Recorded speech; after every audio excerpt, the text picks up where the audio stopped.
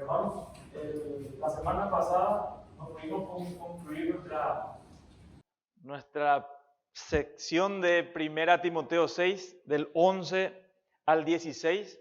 Dejamos esta última sesión para ahora. Queríamos aprovecharlo un poquito más y eso es lo que pretendemos hacerlo en esta mañana. Pero para ponernos en contexto, vamos a leer el texto.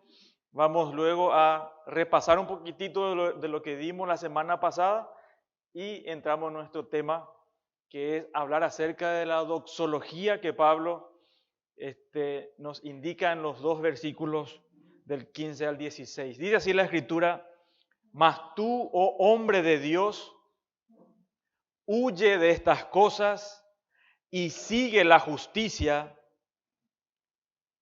la piedad, la fe, el amor, la paciencia, la mansedumbre. Pelea la buena batalla de la fe, echa mano de la vida eterna, a la cual asimismo fuiste llamado, habiendo hecho la buena profesión delante de muchos testigos. Te mando delante de Dios, que da vida a todas las cosas, y de Jesucristo, que dio testimonio de la buena profesión delante de Poncio Pilato. Versículo 14, que guardes el mandamiento sin mácula ni reprensión hasta la aparición de nuestro Señor Jesucristo, la cual a su tiempo mostrará el bienaventurado y solo soberano, Rey de reyes y Señor de señores, el único que tiene inmortalidad, que habita en luz inaccesible, a quien ninguno de los hombres ha visto ni puede ver, al cual sea la honra y el imperio sempiterno. Amén. Lo que Pablo estaba haciendo, como dijimos la semana pasada, es que estaba alentando a Timoteo. Y vaya qué manera de aliento, ¿verdad? De poner a dos testigos, al mismísimo Dios y a Jesucristo. Ahora, el aliento también a Timoteo era para que él pueda soportar, sufrir y ser perseverante, porque hay recompensas. Dios promete a sus hijos recompensa. No solo nos salva de nuestros pecados, no solo nos libera del infierno.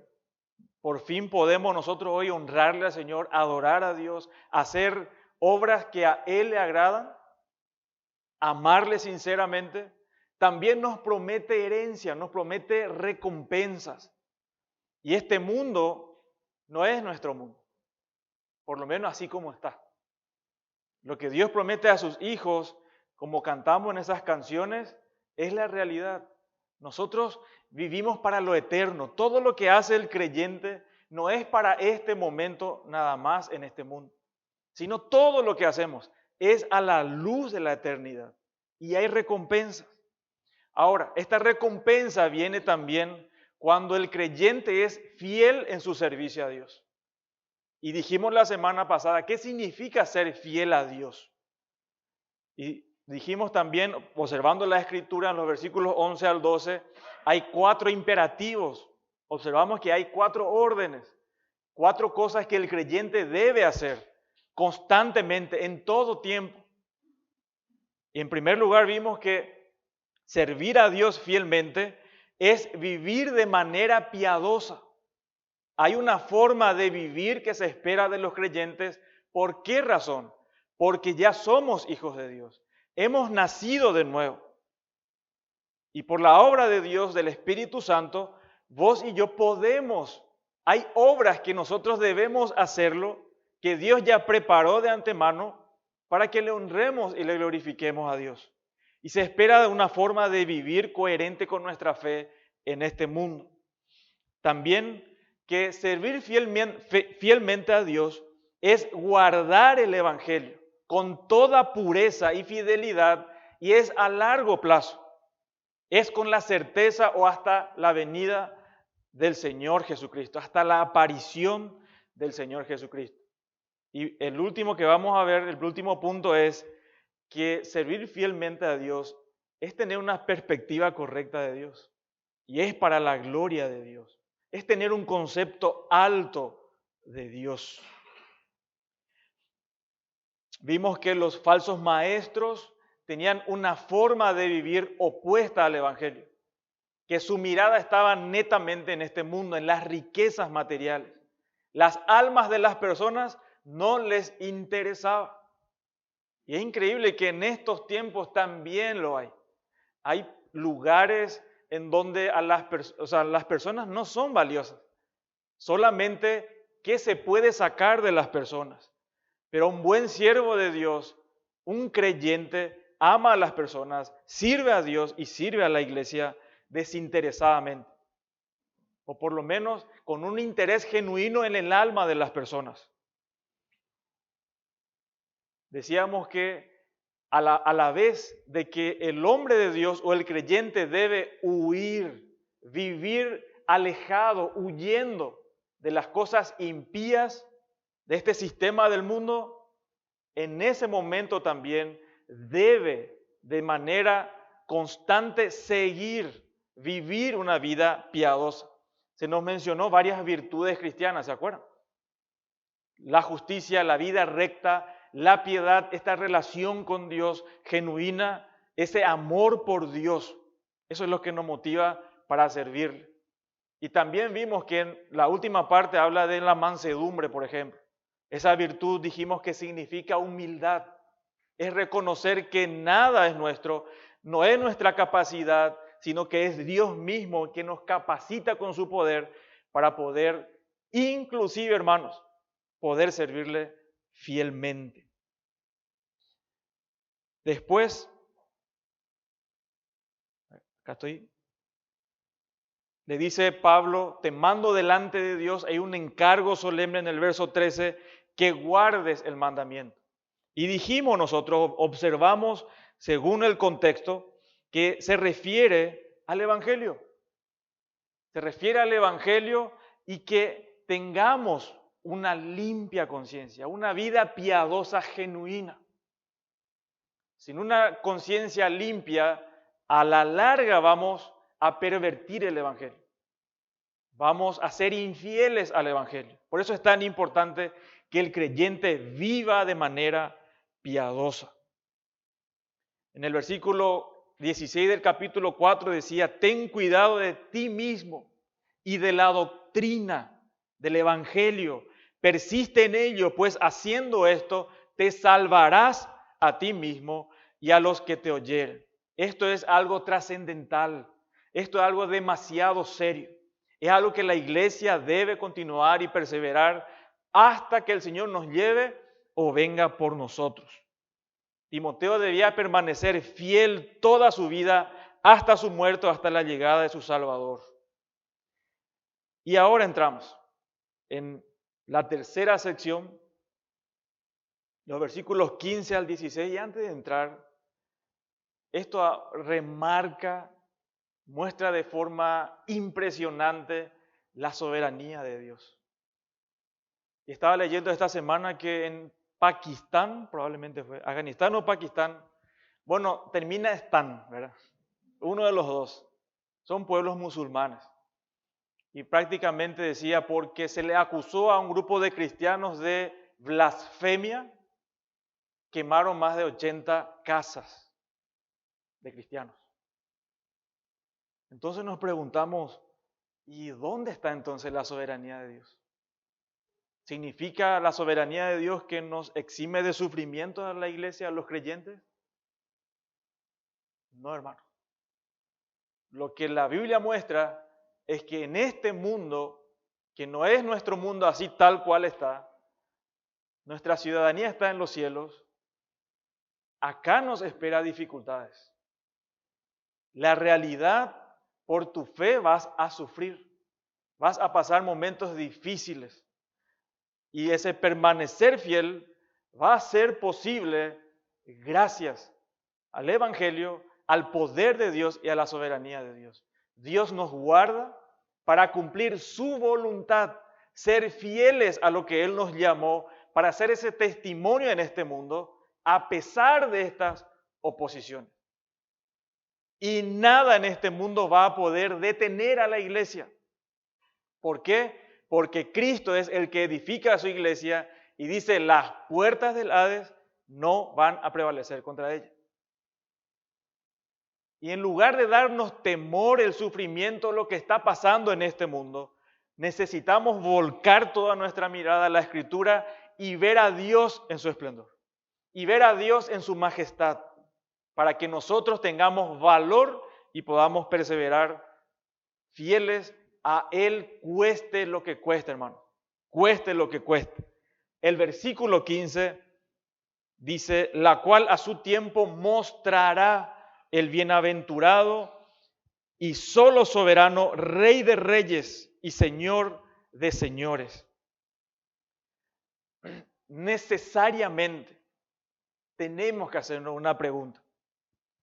Y la pregunta es, ¿por qué esta doxología? Doxología significa alabanza a Dios. Es una alabanza desbordante, no podés aguantarte. Así como cuando una mamá o un papá ve que su hijo camina o hace algo y le sale cosa y le dice, no puedo repetir porque me va a hacer muy ridículo, ¿verdad? Ahí no es ridículo porque ahí te sale eso del corazón y le decís y se desborda algo en tu corazón, ¿sí o no? ¿Sí? Te da cosa. Bueno, la doxología es eso. Pablo le empieza a mostrar a Timoteo, mira, hay recompensas, Dios nos capacita, pero él ve la aparición de Cristo, la venida de Cristo, ve a Dios y se olvida de Timoteo, aparentemente, y se concentra en Dios y explota en una alabanza y magnifica a la persona de Dios sobre todas las cosas. Entonces, ¿por qué esta doxología después de esta recomendación? Y la respuesta, hermanos, la respuesta es que un concepto alto de Dios, una comprensión más profunda de la grandeza de nuestro Dios, nos va a motivar para servirle de manera abnegada, perseverante a Dios, a su iglesia y para su gloria. Solo una iglesia, creyentes que tienen un alto concepto de la grandeza de Dios, el ser consciente que a quien servimos es el Dios soberano, nos va a ayudar, nos va a permitir a perseverar, a soportar cualquier cosa. Venga lo que venga, de a uno, como dicen los muchachos. No importa qué pase, hermano. Necesitamos un alto concepto de Dios, conocer a Dios en profundidad. Y eso Dios lo hace, Dios lo permite a través de la Escritura. No hay otro lugar, no hay otra forma. Es a través de la palabra de Dios. Y es un privilegio. Es un privilegio que Dios se nos muestre en toda su grandeza. Y si Dios lo hace en esta mañana en tu corazón, eso debe humillarte. Eso debe hacerte postrar delante de Él, temer su nombre y vivir para Él. Y darte valor, pase lo que pase en este mundo. Y nada va a motivarnos más a los creyentes que tener este alto concepto de Dios. Una verdadera comprensión de la grandeza de Dios. El contexto inmediato es el 14. El verso 14 dice que guardes el mandamiento sin mácula ni reprensión hasta la aparición de nuestro Señor Jesucristo. Ahora, ¿qué está haciendo Pablo al mencionar todo esto? ¿Cuál es el objetivo de Pablo? Pablo está mostrando certeza de la segunda venida de Cristo. Dios va a traer, Dios en su tiempo va a hacer que Cristo venga por nosotros. La fecha nadie lo sabe. Y sabemos por gente que han puesto fechas para tal, hacen cálculos, Cristo va a venir en tal fecha. No crean eso, hermano. Acá nos muestra que Dios sabe eso. Y es prerrogativa de Dios, es algo de Dios. Él no nos dice a nosotros cuándo va a ocurrir, pero que sí va a ocurrir. Puede ser dentro de unos años, puede ser mañana o puede ser dentro de 100 años también. Pero a nosotros nos motiva esa realidad de que el Señor va a venir por nosotros. Es verdad, es real. Y Pablo está fortaleciendo, está animando a Timoteo, a toda la iglesia de Éfeso en este tiempo y a nosotros hoy. Y nos muestra que a quien servimos es a Dios mismo, el supremo y soberano gobernante del universo, el Señor de señores. No tenemos nada que temer en este mundo, nada, porque este universo está gobernado por Dios. Este universo, hermanos, está gobernado por Dios y es en serio, es cierto, es verdadero. Dios existe, Dios es soberano y Él gobierna todos los asuntos de la vida del hombre. Y esta doxología vamos a dividir en dos partes. Vamos a observar cómo es que cómo Pablo ayuda a Timoteo para darle esta certeza, para fortalecerlo. En primer lugar le va a mostrar, o Pablo le va a afirmar la soberanía de Dios sobre los asuntos humanos. ¿Sí? Dijimos 20 puntos ya, pero de la lección de hoy, del sermón de hoy, estos son los 2 puntos. ¿Y pueden borrar todo lo que anotaron? Esto es. Entonces, la primera parte, vamos a dividir en dos partes la doxología, es que Pablo afirma la soberanía de Dios sobre los asuntos humanos. Muestra sobre el universo y particularmente sobre los gobernantes de este mundo. Y eso está en el versículo 15. Y el segundo punto es que Pablo muestra la trascendencia o incomparable grandeza de Dios. Muestra al majestuoso Dios en todo su esplendor. Versículo 16. Vamos a observar entonces la primera parte donde Pablo afirma la soberanía de Dios sobre los asuntos humanos. El texto inicia y dice, a su tiempo, la cual, esa aparición de Cristo, a su tiempo o en el tiempo que Dios lo establece. Esta mención Pablo ya lo hizo en el capítulo 2, verso 6, pero esa vez lo hizo en referencia al Evangelio. Dice así el capítulo 2, verso 6 de 1 Timoteo, el cual se dio a sí mismo en rescate por todos, de lo cual se dio testimonio a su debido tiempo. Ahora en el versículo 15, para mostrar total certeza y descanso en el control soberano de Dios, dice que mostrará. A su tiempo Dios mostrará. Esta palabra o este verbo mostrará está en el tiempo futuro, activo, indicativo. Esto es una realidad, esto va a ocurrir. Dios va a mostrar, va a exhibir, va a revelar toda su majestad en la venida de Cristo.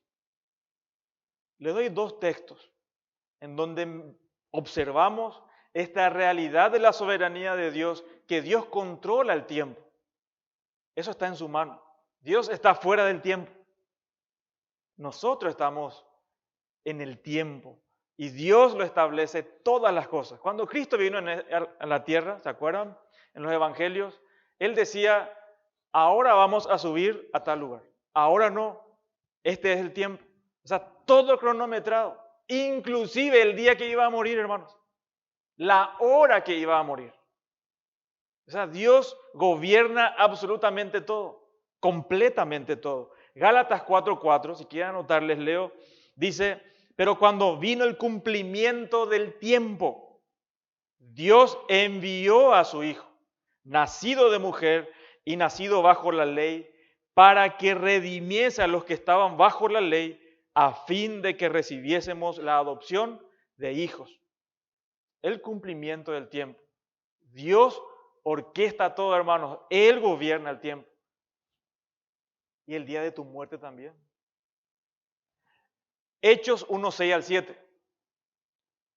Entonces, los que se habían reunido le preguntaron diciendo, Señor, ¿restaurarás el reino a Israel en este tiempo? Jesús les dice, no os toca a vosotros saber los tiempos y las sazones, que el Padre puso en su sola potestad. El tiempo de Dios, como decimos nosotros, es perfecto. Y sí es perfecto. Completamente perfecto. Lo que Dios promete lo va a cumplir. Nadie puede frustrar los planes de Dios. Por eso los creyentes podemos y debemos enfocarnos en lo eterno, en realidades eternas.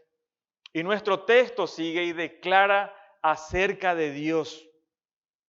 El verso 15, el cual mostrará, dice, el solo bienaventurado. Bienaventurado. Y esta palabra es la palabra Macarios. Los que estuvieron en la conferencia creo que escucharon un poquitito de Pelufo hablar de esta palabra. Significa feliz, dichoso, satisfecho. Ahora, cuando se usa respecto a Dios, describe la ausencia de infelicidad, frustración y ansiedad. Dios está contento, satisfecho, en paz, dichoso y con perfecto gozo. Nada le puede alterar. Nada le puede alterar. Aunque algunos o algunas cosas le agradan y otras no, nada altera su contentamiento divino. Dios lo controla todo para sus fines, para sus propios fines de gozo. Y esto implica, hermanos, que el verdadero gozo, la verdadera paz, no se puede encontrar fuera de Dios. ¿Qué te va a dar la paz? ¿Bienes materiales? No. ¿Salud te va a dar la paz? No, hermanos. La paz, el gozo verdadero, está en el conocimiento de Dios. El salmista dice, en tu presencia hay plenitud de gozo, delicias a tu diestra. Pero ¿por qué nosotros estamos corriendo detrás de cosas que nunca va a satisfacer nuestro corazón? Nosotros somos tercos. Leímos hace rato acerca de Israel, un pueblo que Dios decía duro de cerviz. Y tal vez alguno diga, cierto, qué bárbaro estos. Poner pausa y hay una cámara y si quieren ver el video después y mostrar quiénes somos nosotros, van a ver qué bárbaro esta gente, duro de cerviz también. ¿Verdad que sí, hermano? En la presencia de Dios, solo en el conocimiento de Dios hay paz. Nadie puede tener paz fuera de Dios. Es imposible, porque Dios es nuestra paz, queridos hermanos. La palabra de Dios, por ejemplo, indica que felices, bienaventurados, los que conocen a Cristo, los que creen en el Evangelio según Gálatas 3:9, aquellos cuyos pecados son perdonados según Romanos 4:6-9. Pensá un ratito, no vaya a irte encima de estas verdades de que tus pecados son o fueron perdonados en Cristo. Eso no es poca cosa. Esto es algo inmenso. Primero, algo que no merecíamos. Pero tener la certeza, tener la fe, la esperanza y un Dios, como dice Pablo, eso es de creyentes. Eso el mundo no lo entiende, no conoce. Pero los creyentes sí lo sabemos. Por eso no puede haber un creyente amargado. Es una contradicción de términos. Un creyente amargado no entendió la gracia, no entendió que fue perdonado sus pecados. ¿Verdad que no tiene sentido, hermano? Nosotros deberíamos ser los más felices, ¿verdad? No los más tristongos, no los más depresivos, no los más argelados, ¿verdad? No, son los más alegres, cortés. Pablo dice, vivan de esta manera, piadosos, haciendo las cosas rectas, con gozo para el Señor. Santiago 1:25 dice, mas el que mira atentamente en la perfecta ley, la de la libertad, y persevera en ella, no siendo oidor olvidadizo, sino hacedor de la obra, éste será bienaventurado en lo que hace. En la obediencia a la Escritura, hermano, está nuestro gozo, ¿o no? Observa lo siguiente, si sos un creyente, cuando estás frente a una tentación o en una ocasión para pecar o desobedecer a Dios, hay una tensión en nosotros. Hay algo en nosotros que quiere arrastrar y quiere dar rienda suelta y satisfacer sus propios deseos. ¿Sí o no? Y es intenso. Pero a la vez tenemos ahí, directo vienen versículos y sabemos los principios que nosotros podemos obedecer, podemos rechazar el pecado y optar por obedecer a Dios, ¿sí o no? Pero ese deseo intenso pareciera ser que si dejamos de cumplir o satisfacer ese deseo, vamos a ser infelices después, que va a faltar algo.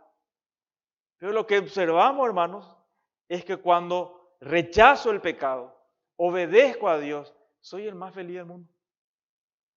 Hay un gozo total. Obedecer la palabra de Dios no es un fastidio para el creyente, es gozo.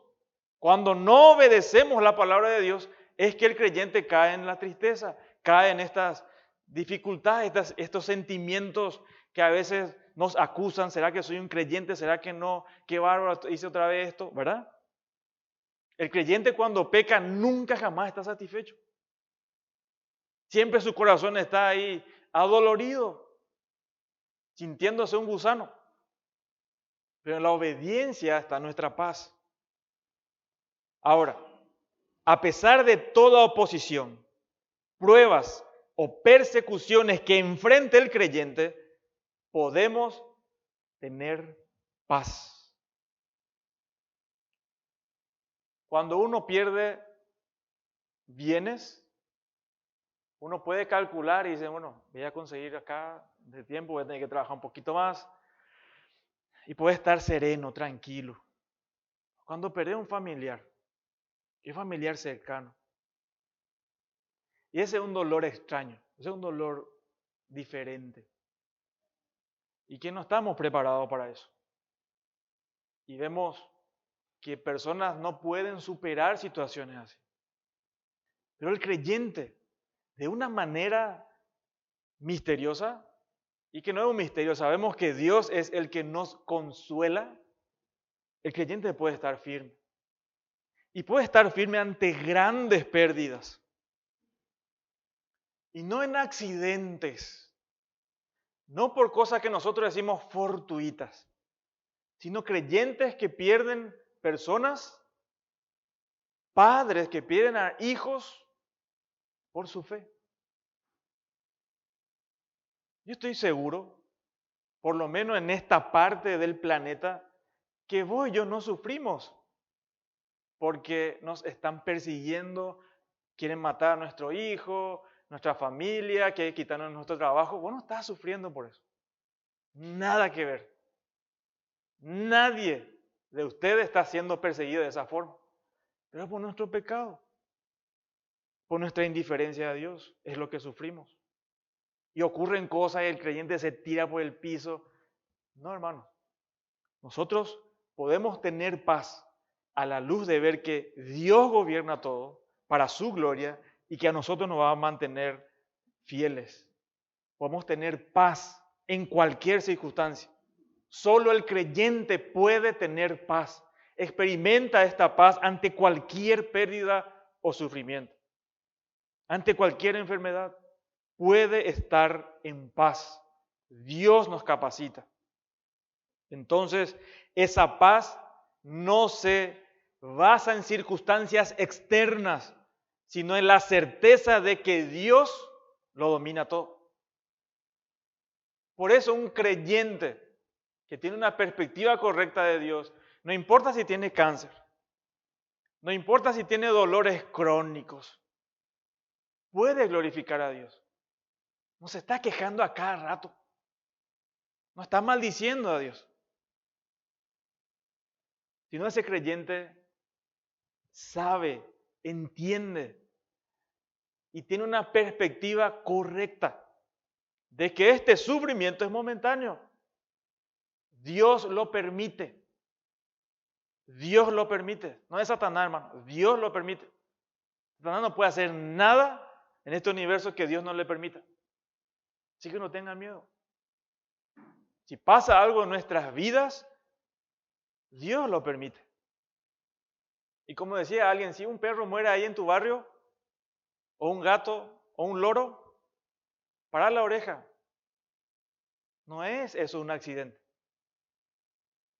Y Dios nos llama la atención justamente para que le observemos, le conozcamos y temamos a su nombre. Que tengamos la perspectiva correcta en todas las cosas. Dios lo domina todo. Dios lo domina todo. Todo. Todo, hermano. Lo que se te antoja. Lo que esté en tu mente. Dios lo domina.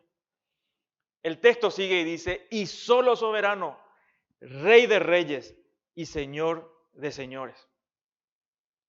Esta palabra soberano viene o significa, o viene de un grupo de palabras que significa principalmente poder. Y la palabra soberano, que a muchos le dificulta, le cuesta tragar esta palabra. Porque no quiere que Dios tenga poder, que tenga más poder que Él, ¿verdad? La palabra soberano muestra que el poder de Dios para gobernar le es inherente. Le llaman los teólogos inmanente. Es decir, no fue delegado de una fuente exterior. Dios no recibe su poder de otro lado.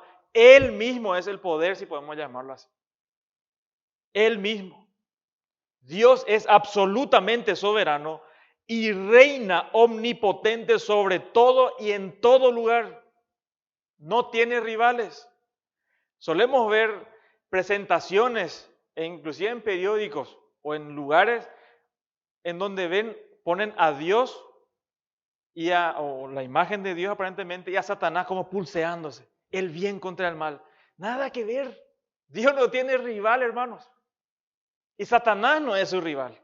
De hecho, Él ya condenó a Satanás, preparó el infierno para lanzar después a Satanás en el infierno. Dios no tiene rival. Dios es soberano. Y le doy 3 textos. Daniel 4, 34 a 35, les leo.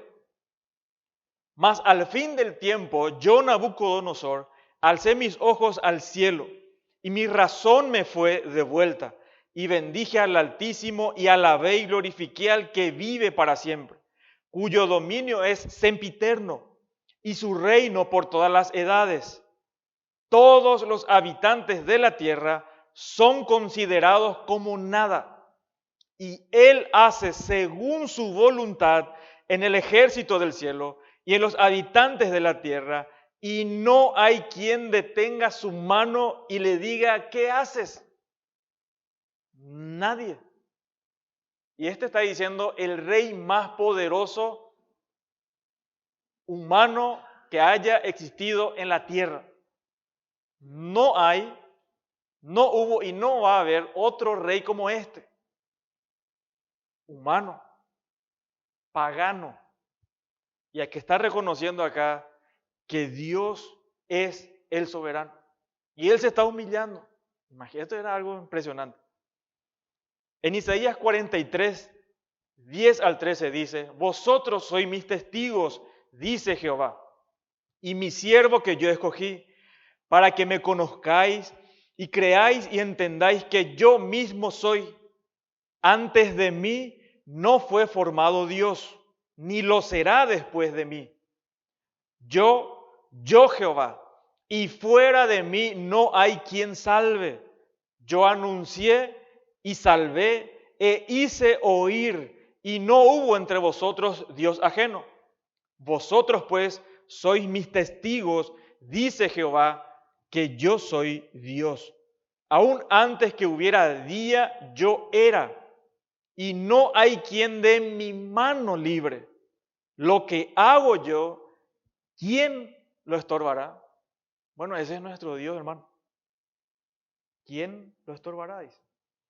Isaías 40, 12 también dice así, ¿quién midió las aguas con el hueco de su mano y los cielos con su palmo? Con 3 dedos juntó el polvo de la tierra y pesó los montes con balanza y con pesas los collados. ¿Quién enseñó al Espíritu de Jehová o le aconsejó enseñándole? ¿A quién pidió consejo para ser avisado? ¿Quién le enseñó el camino del juicio o le enseñó ciencia o le mostró la senda de la prudencia? He aquí que las naciones le son como la gota de agua que cae del cubo y como menudo polvo en las balanzas le son estimadas. He aquí que hace desaparecer las islas como polvo, ni el Líbano bastará para el fuego, ni todos sus animales para el sacrificio. Como nada son todas las naciones delante de él, y en su comparación serán estimadas en menos que nada, y que él lo que no es. Y nosotros tenemos miedo de la élite, de los que están aparentemente orquestando todo para destruirnos.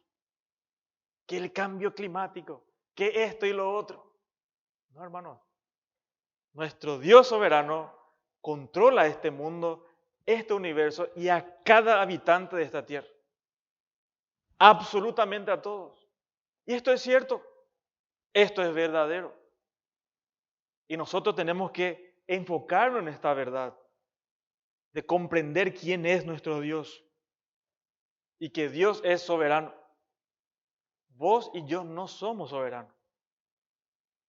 Dios sí lo es. La soberanía de Dios es la doctrina más alentadora y reconfortante en toda la Biblia. Comprender esta verdad, hermanos, hace desaparecer la ansiedad en nosotros. ¿Será que voy a llegar a fin de mes? ¿Me voy a morir de hambre? ¿Dónde voy a conseguir un trabajo? Un creyente desconociendo a su Dios. Si yo ofrendo, si yo doy mi ofrenda, me va a faltar. Esas son pequeñas cositas nomás, hermano. Sin embargo, la Biblia nos presenta a un Dios que no entra en nuestra cabeza, no va a entrar tampoco. Pero nosotros nos rehusamos a creer en este Dios. Nos rehusamos a humillarnos y depender de este Dios. Y nos afanamos, ¿sí o no, hermano? Necesitamos una visión elevada de Dios. Esto nos va a dar valor, responsabilidad, disposición para enfrentar cualquier peligro. A Dios, hermanos, a Dios nada le sorprende. Su voluntad jamás va a ser frustrada. Yo hablé, dice Dios, y lo haré venir. Lo he pensado y también lo haré. Eso, verán, nadie puede frustrarle. Fíjense lo siguiente, ¿por qué dividimos en dos partes? Es interesante lo que Pablo hace, impresionante.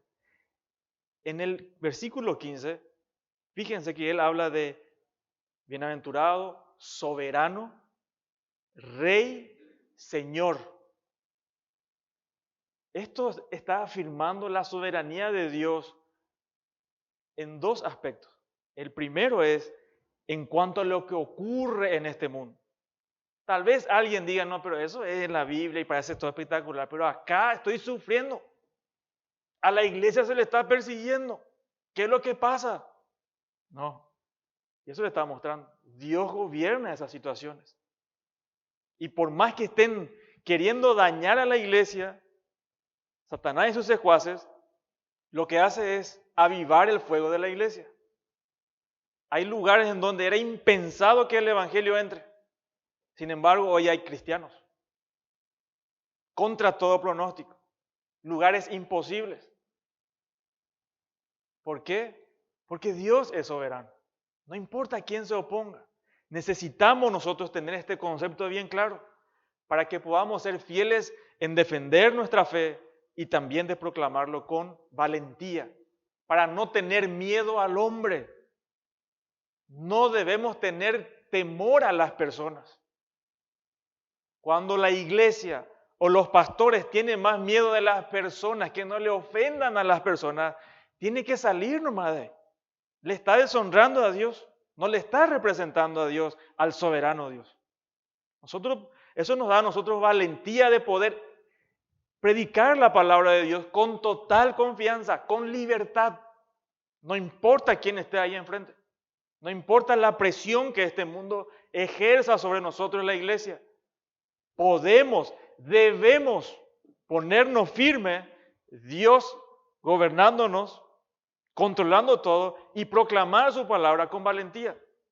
Y no importa si nos quieren acallar. De hecho, durante la pandemia se vio eso también.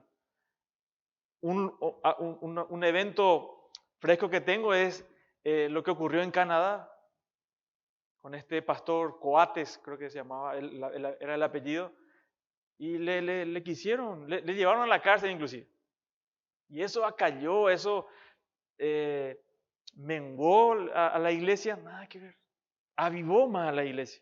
Y él tampoco se sometió a eso. Fue fiel a Dios. Y no importa qué consecuencias.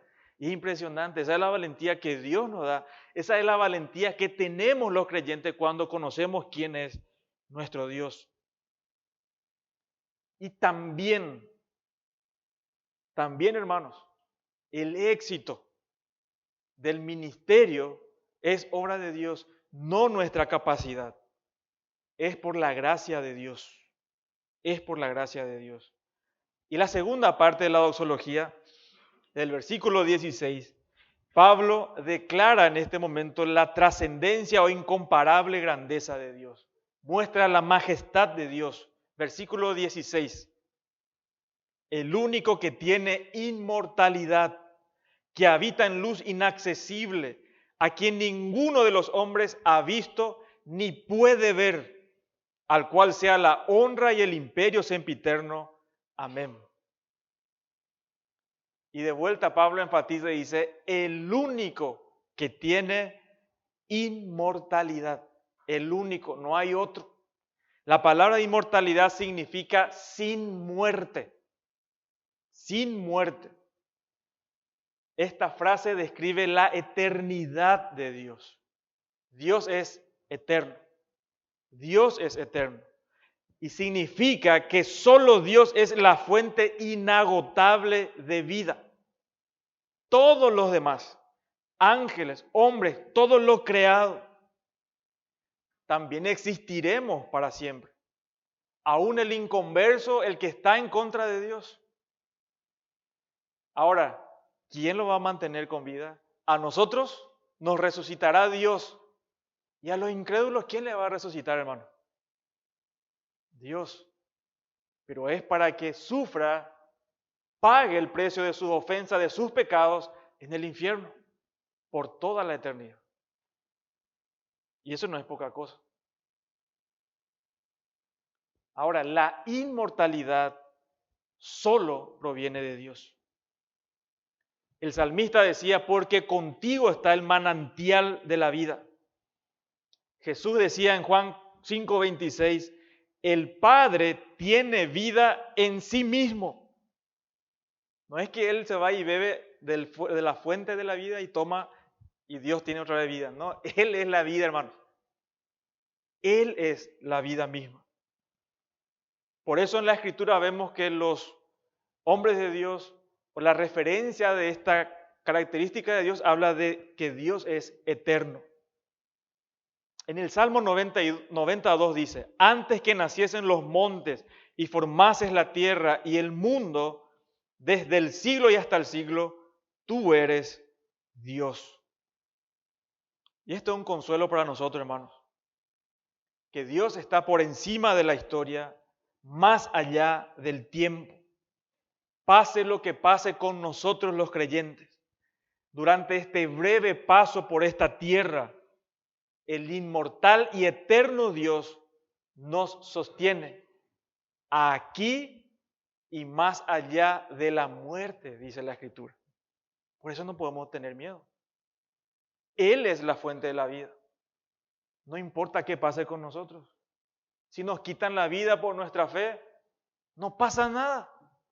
Acto seguido, ¿dónde vamos a estar, hermanos? En la presencia de Dios, donde no hay llanto, tristeza, ni muerte, ni dolor. Nada. Eso en el momento, en el instante. Por eso no podemos tener temor. Pablo decía por eso, pues tengo por cierto que las aflicciones del tiempo presente no son comparables con la gloria venidera que en nosotros ha de manifestarse.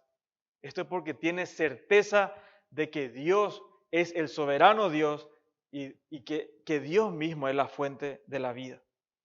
Luego menciona nuestro texto que habita en luz inaccesible, a quien ninguno de los hombres ha visto ni puede ver. Y si podemos nosotros acortar, ¿y de qué está hablando Pablo? ¿Qué está enfatizando? Evidentemente, si hay luz inaccesible, ningún hombre lo puede ver. ¿Por qué ningún hombre lo puede ver? Ningún hombre, por su pecado. Y está hablando de la santidad de Dios, de la santidad de Dios. Dice que Él habita en luz inaccesible. Él es trascendente, es más allá o completamente más allá de nosotros. Si Dios no se hubiera revelado, si no tuviéramos la Biblia, hermanos, jamás le conoceríamos a Dios. Y si vos entendés esta verdad, yo creo que vas a amar más este libro. Vas a considerar lo más importante en tu vida a este libro. Porque es el lugar en donde conocemos a Dios tal cual es. Es el lugar en donde Dios permite que podamos verle un poquito, y ser transformado de gloria en gloria. No vas a conocerle a Dios fuera de la Escritura. Fuera de la Biblia vas a inventar un Dios a tu medida, a quien vos vas a querer dominar. No, el Dios soberano está acá en la Escritura. Y este es el Dios verdadero que la iglesia debe conocer. Por eso la iglesia debe dominar la Biblia, conocer la Biblia de forma profunda, de tapa a tapa. No menos Biblia, es más Biblia, porque es ahí donde vamos a conocer más, mejor y de verdad a nuestro Dios, a este santo Dios. Y esto es un privilegio que Dios nos da, que le conozcamos. Yo estoy seguro que los creyentes que están acá jamás se van a referir a Dios el Barbas, ¿verdad? Uno dice el número 1. Ese es un impío el que piensa así de Dios. El barbudo, dicen algunos. Son blasfemos. Esos son inconversos, no le conocen a Dios. Ningún creyente se va a referir a Dios así. Al majestuoso Dios. Pues ellos no le conocen. Al Dios que ellos conocen es algo inventado, que está a su servicio, que es su esclavo y que le ayuda en momentos de dificultad. Ese es su Dios. No, nuestro Dios está en los cielos, dice la Escritura. Nuestro Dios gobierna este universo. Nuestro Dios gobierna todas las cosas que pasan en este mundo, en nuestro día a día, con nuestros hijos. Cuando nuestros hijos se enferman, Dios lo gobierna. Y Dios ahí ve si vos le conoces. Y Dios ahí te muestra claramente en esos acontecimientos si vos le temés más a Él, si le conoces a Él, o dónde está tu corazón, hermano. Porque en esas dificultades se prueba nuestra fe. Ahí somos tal cual. Y ahí tenemos que analizarnos un poquito. Pasan ciertas situaciones en nuestra vida, con nuestra familia. Ahora, si pasa con el vecino, pobrecito, todo genial. Creemos en Dios. Pero pasa algo con nuestros hijos, ¿qué hacemos? ¿Nos comportamos como inconversos?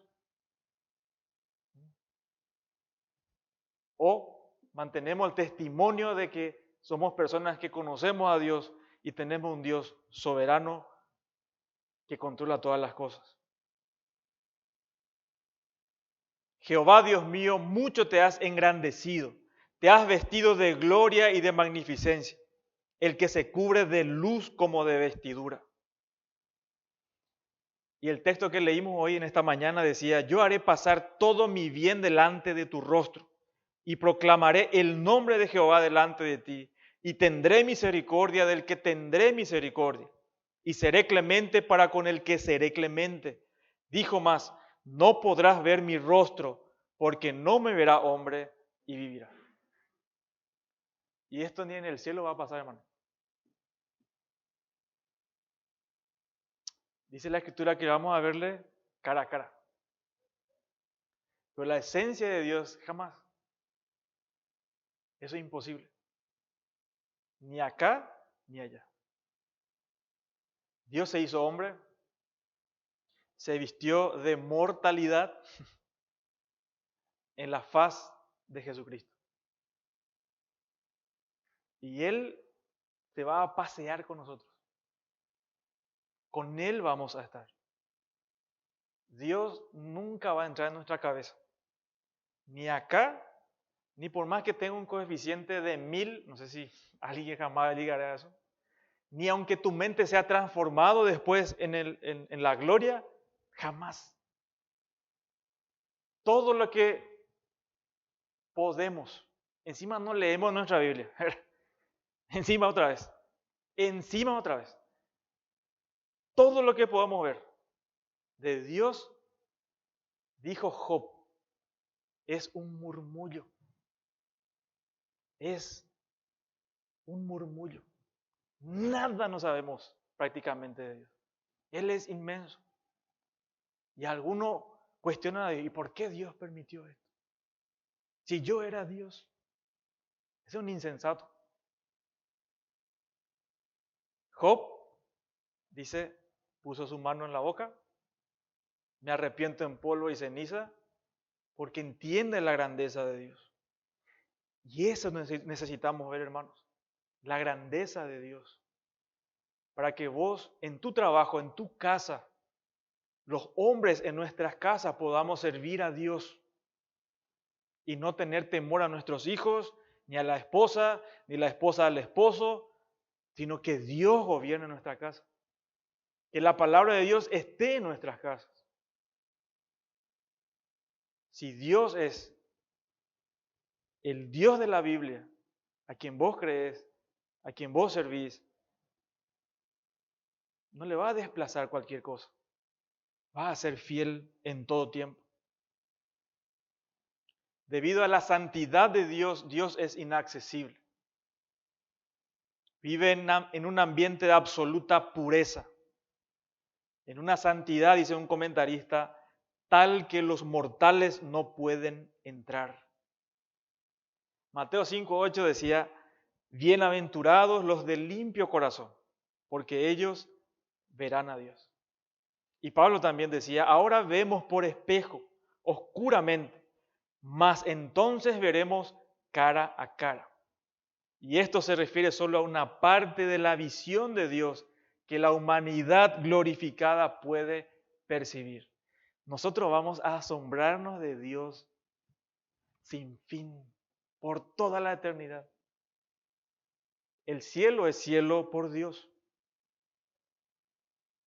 Por eso dice, en su presencia hay plenitud de gozo, delicias a su diestra. Y esto va a disfrutar pecadores como nosotros, pero pecadores arrepentidos, que reconocen su insuficiencia, que reconocen que han ofendido a este Dios santo y que reconocen que sus pecados fueron castigados, pagados en una cruz en la persona de Cristo. Cualquiera que rechaza a Cristo jamás verá la santidad de Dios, jamás disfrutará la presencia de Dios. Va a estar en la presencia de Dios, pero en la ira de Dios por toda la eternidad. Para nosotros que Dios sea eterno es un consuelo. Que Dios sea inmutable es un consuelo. Pero para el inconverso es una tragedia. Dios jamás en el cielo va a arrepentirse, va a decir en algún momento de la eternidad, ¿para qué le salvé a esto? Él no va a cambiar de opinión jamás hacia nosotros. Pero lo mismo es para los que están en el infierno.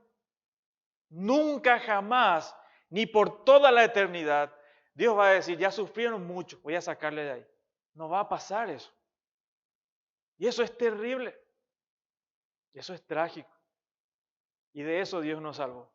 Y yo espero que vos creas el Evangelio. Si vos no crees el Evangelio, estás perdido. Vas a pasar toda la eternidad en el infierno.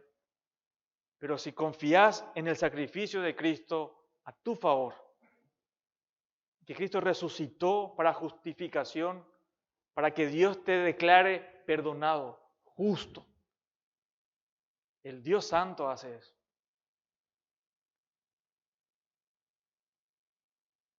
Ahora, también la santidad de Dios muestra que Él no hace cosas indebidas. Y Timoteo podía confiar plenamente, no importa que esté sufriendo, no importa. Los que se oponen a Dios van a sufrir, hermanos. Tal vez ahora parece que se salen con la suya, pero van a sufrir. Eso está asegurado también. Entonces, nada motiva más a un hombre de Dios que la verdadera comprensión de la grandeza de su Dios. Y los que conocen a su Dios pueden, o podemos nosotros decir, como decía el autor de los Hebreos, el Señor es mi ayudador. No temeré lo que me pueda hacer el hombre.